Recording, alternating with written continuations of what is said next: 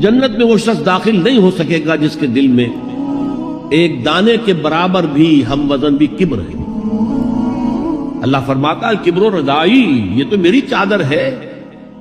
یہ لباس مجھے راست آتا ہے، یہ جامہ تکبر کا، اس لیے کہ اللہ کا نام ہے المتکبر، الملک القدوس السلام المومن المہیمن العزیز الجبار المتکبر۔ حالانکہ انسان کے لیے متکبر ہونا بہت بڑی برائی ہے، لیکن یہ جامہ اللہ کو زیب دیتا ہے،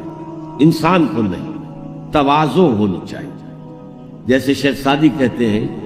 کہ درخت پہ جب پھل آ جاتا ہے تو شاخیں جھک جاتی ہیں، اسی طرح اگر اللہ نے تمہیں کوئی نیکیوں کی توفیق دی ہے یا علم حاصل کرنے کی توفیق دی ہے تو تمہیں جھک جانا چاہیے، لوگوں کے سامنے تواضع کے ساتھ پیش آنا چاہیے، نہ یہ کہ ان سے نفرت کرو، ان کی تحقیر کرو اور اپنے آپ کو بڑی شے سمجھو۔